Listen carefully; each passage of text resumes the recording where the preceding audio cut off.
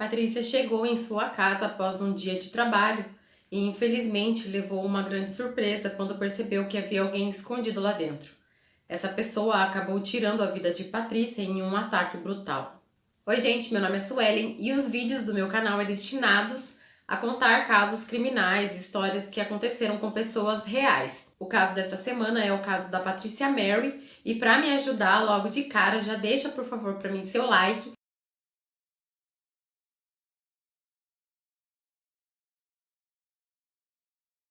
Então vamos direto pro vídeo.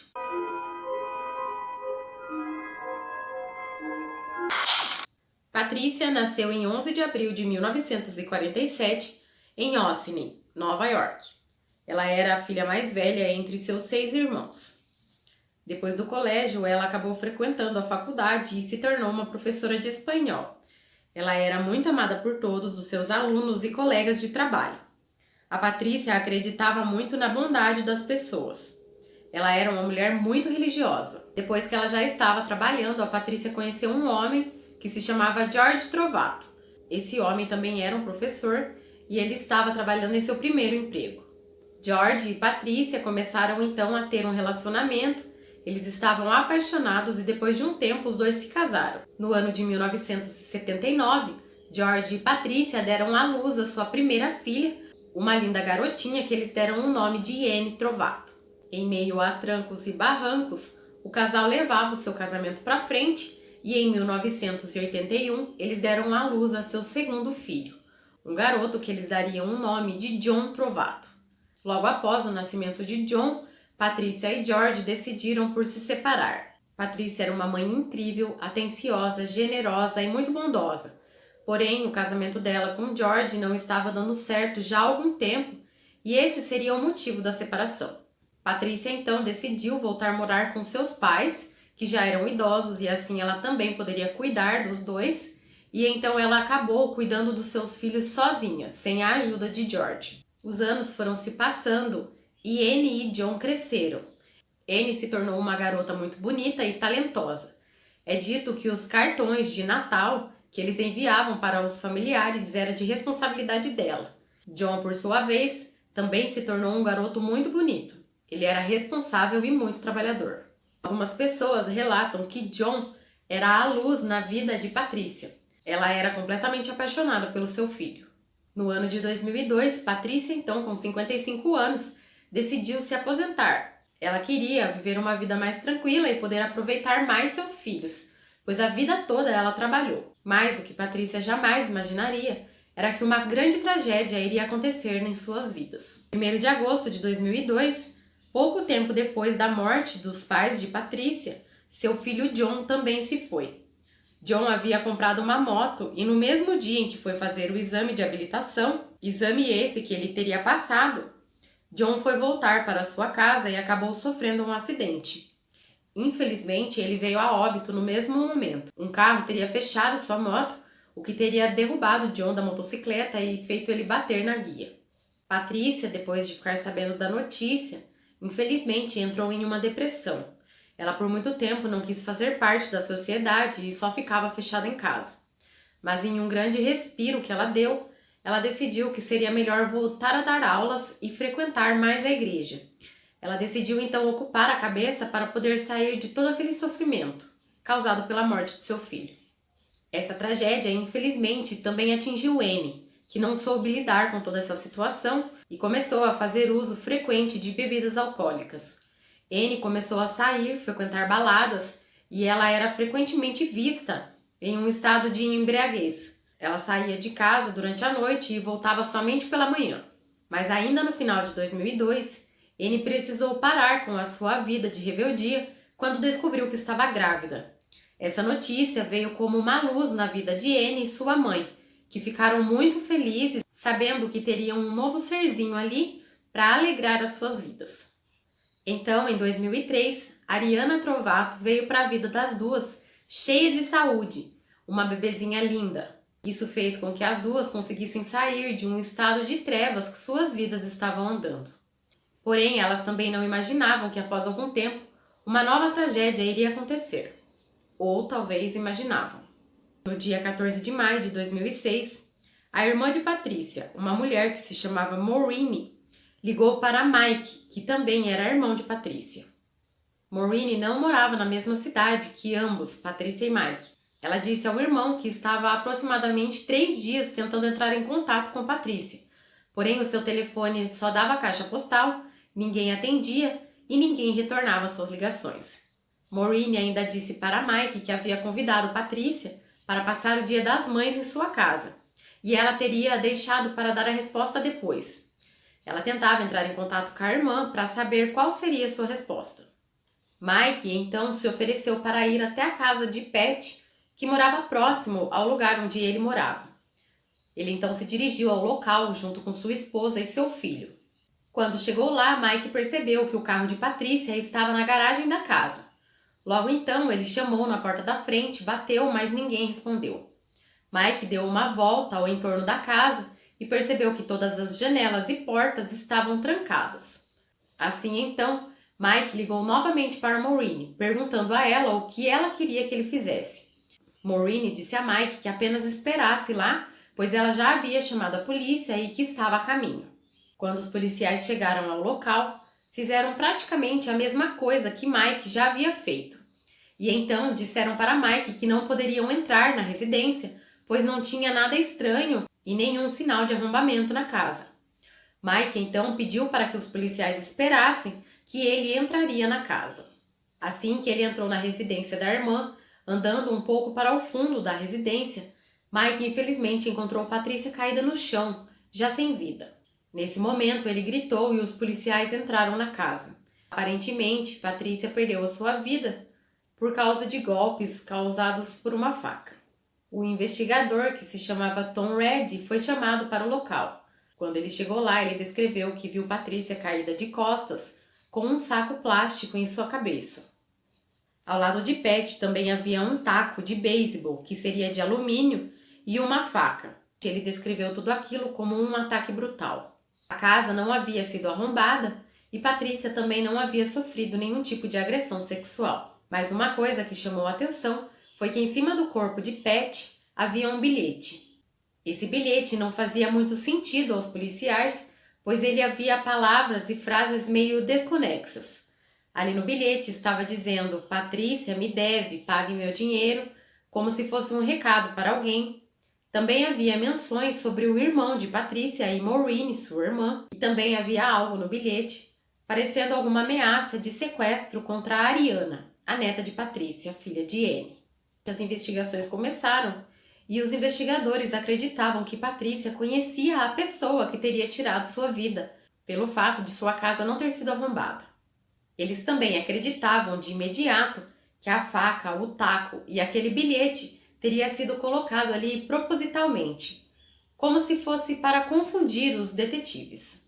O rosto de Patrícia, coberto por um saco, também indicava que a pessoa que teria feito aquilo com ela não queria ver suas expressões enquanto fazia certas maldades com ela, ou não queria ver a expressão que ela teria ficado depois de cometer os atos contra sua vida.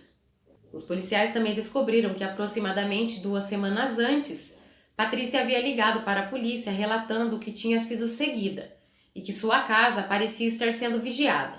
Em uma certa ocasião, Patrícia ainda chamou a polícia, pois os freios de seu carro foram cortados. Ainda sobre esse fato, ela teria dormido dentro do carro algumas noites, com medo de que alguém voltasse para mexer no automóvel. Patrícia ainda teria deixado seu carro em algumas ruas estratégicas, longe de sua casa, para que ninguém soubesse onde ela tinha deixado o carro. Observando os jornais que estavam empilhados na porta da casa de Patrícia, os investigadores concluíram que a data de sua morte foi o dia 11, que seria o último dia que ela pegou o jornal. Como sempre, os interrogatórios começam, nesse caso, pelos parentes mais próximos. A filha de Patrícia, Anne, foi até a polícia para oferecer sua ajuda. Ela disse que viu a sua mãe a última vez no dia 9 de maio, que teria sido uma visita que ela teria feito para sua filha. Dentre as coisas que Anne disse à polícia, ela acabou dando algumas linhas de investigação. Disse para a polícia que ela e sua mãe sentiam como se estivessem sido perseguidas. Elas tinham visto um carro preto andando próximo às dependências da casa. Anne também disse à polícia que uma das pessoas que poderiam ter feito mal à sua mãe era seu antigo namorado, um homem que se chamava Ronnie. Ronnie seria o pai de Ariana, porém ele não sabia da filha, pois quando ela engravidou, Ronnie não queria que Anne continuasse com a gestação. Ela então acabou tendo Ariana sozinha e não contou nada para o homem, que nunca mais viu. Ela disse que ele possivelmente poderia ter descoberto que a menina estava viva e ter se vingado tirando a vida de Patrícia. Ela ainda disse que ele era um homem muito perigoso e ele fazia parte da máfia. Outra coisa que Anne também disse aos policiais era que Mike, irmão de Patrícia, não se dava tão bem assim com a sua mãe. Ela disse que ela e sua mãe por diversas vezes conversaram e Patrícia teria demonstrado algum tipo de medo do próprio irmão. Os policiais foram então procurar Ronnie, o ex-namorado de Anne. Eles encontraram um homem que disse a eles que já fazia muito tempo que não via as duas, que a última vez que tinha tido contato com Anne e Patrícia teria sido no ano de 2002, ano que Anne descobriu que estava grávida. Ronnie disse que realmente não sabia que a filha de fato havia nascido, mas ele jamais faria nada de mal contra Patrícia, que muito pelo contrário, que ele iria atrás de Anne, pois queria também poder ter contato com a filha. Ele ainda forneceu um álibi. Ronnie disse aos policiais que estava promovendo uma luta profissional de boxe, e ele tinha como provar. Os policiais descobriram então que ele não estava nem próximo da casa de Patrícia. Após isso, eles partiram para interrogar Mike. Mike foi super bem no interrogatório, respondeu todas as perguntas e se colocou à disposição da justiça. Ele não aparentava ter nada envolvido com o que teria acontecido com a irmã. Ele ainda chegou a fornecer algumas informações que a polícia não tinha. Disse que realmente ele e Patrícia não se falavam há alguns anos, mas por alguns problemas que eles vieram a ter. Mike disse que os problemas com a irmã começaram após a morte de John. Patrícia passava a mão na cabeça de Anne e dava dinheiro para a menina sempre que ela queria. Mesmo tendo atitudes rebeldes como Anne veio a ter depois, Patrícia ainda assim ficava do lado da filha. Mike não concordava com essas atitudes. Ele disse que uma discussão muito grave que eles tiveram foi após Mike dizer a Patrícia que não era certo Anne querer ter sua filha sozinha, sem avisar Ronnie. Todos falavam que Ronnie era da máfia, mas Mike não acreditava nisso. E ele acreditava sim que Anne teria que contar para o homem que ele seria pai. Ele ainda disse que Patrícia e Anne há alguns anos vinham tendo também uma relação muito conturbada. Ela e a mãe já não se entendiam mais e Anne nem morava mais com a sua mãe. Ele disse que as duas brigavam na justiça pela guarda de Anne e que Patrícia teria tido que entrar na justiça para poder visitar a própria neta.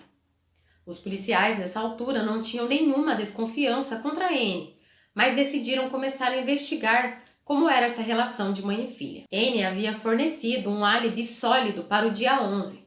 Ela provou com um ticket de estacionamento que estava em um shopping, fazendo compras para o Dia das Mães. Ainda em conversa com Mike, ele disse aos detetives que cada uma lidou com o luto da morte de John de uma forma diferente. E Anne teria ido buscar respostas. Foi quando Anne conheceu uma mulher chamada Gloria Magneri e sua filha Carmela. Ambas as mulheres diziam a Anne que conseguiam fazer contato com os mortos e que em várias sessões conseguiriam então fazer com que Anne conseguisse ter contato com John. Anne acabava sempre pedindo dinheiro para a mãe para poder pagar as consultas com Gloria. Ela ficou encantada com as novas amizades e frequentemente ela ia até a casa das duas.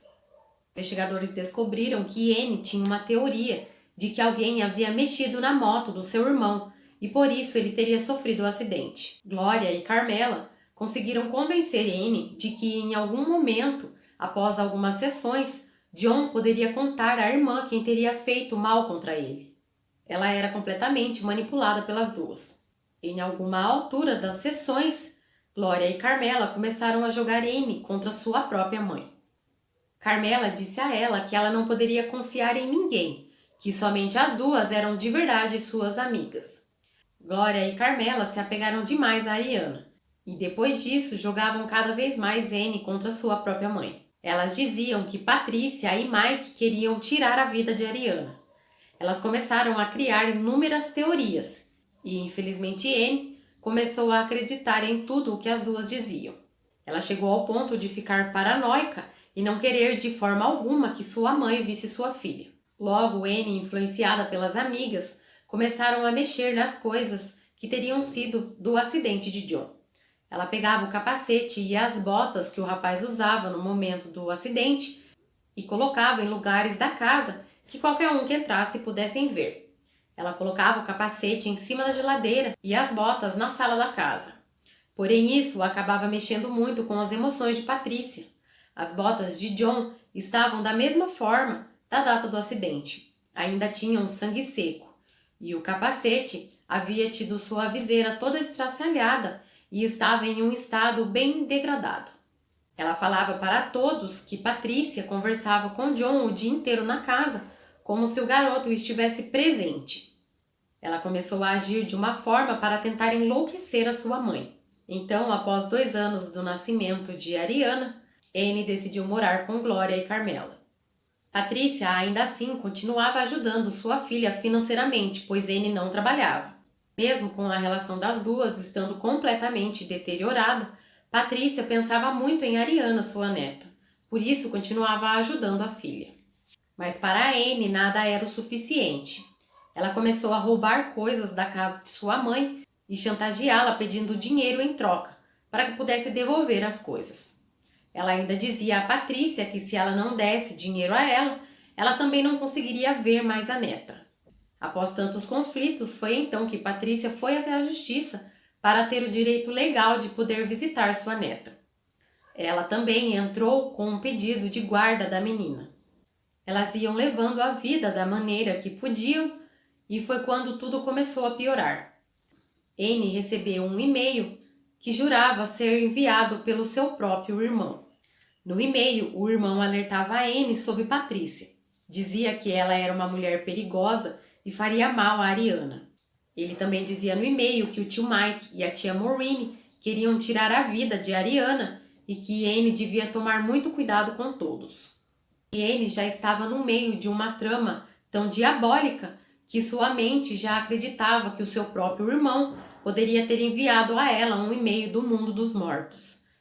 Ela realmente acreditava que tanto tempo depois, fazendo sessões com Glória, John pôde então enviar um e-mail de verdade para ela.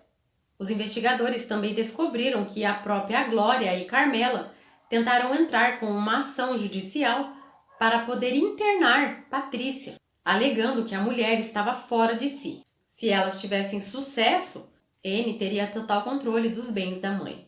Conversando ainda com a família de Patrícia, eles ainda ficaram sabendo que antes de morrer, Patrícia havia desabafado que tinha medo da filha e da amiga dela, Carmela, e que desconfiava que elas estavam envolvidas com o incidente que teve com o freio de seu carro.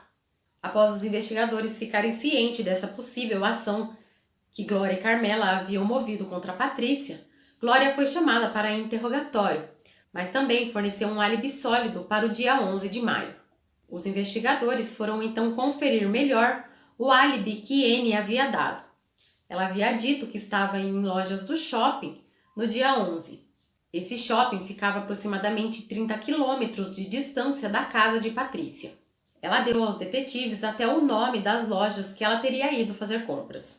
Nesse meio tempo, uns investigadores faziam buscas na casa de Glória e Carmela, e lá eles encontraram cupons fiscais das compras, que batiam exatamente com as lojas que Anne havia dito. Alguns detetives foram enviados até as lojas do shopping e, após conferir as gravações das câmeras de segurança, eles constataram que Anne não estava no shopping naquela data. Quem estava fazendo compras em seu lugar era Carmela, acompanhada de sua filha Ariana. A partir daí, a investigação foi muito eficiente e os investigadores imediatamente precisavam descobrir onde Anne estava. Eles descobriram que Anne havia usado seu telefone no dia 11 e então eles foram tentar descobrir qual torre havia captado o sinal da ligação.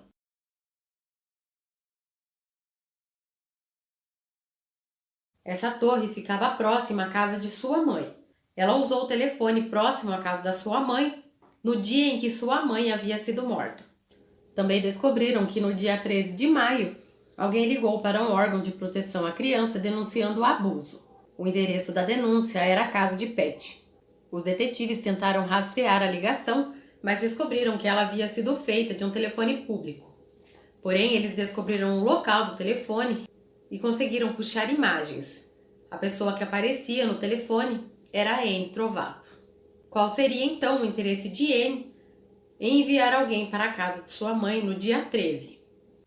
O cerco começou a se fechar quando um homem chamado Arthur Walsh procurou a polícia. Esse homem era parente das Magneri. Arthur revelou à polícia que Anne e Carmela haviam invadido a casa de Patrícia alguns dias antes do crime e teriam roubado objetos de lá. Arthur disse que estava no dia 11 na casa de Carmela e que quando ela e Anne chegou, Carmela apontou para Anne e disse: "Ela matou a mãe dela." Arthur disse que teria ficado assustado com aquilo, mas não acreditou que fosse verdade. Ele ainda disse que as mulheres seguravam uma sacola que continha roupas sujas que pareciam ser sangue. Ele também disse que depois do caso ter vindo à tona para os moradores de Ossining, ele teria de fato confessado a ele que tinha realmente tirado a vida da mãe, mas disse que teria feito isso após Patrícia ter atacado ela com uma faca. Anne foi imediatamente presa por assassinato e Carmela foi presa por obstruir a justiça, produzir falsas provas e facilitar o crime.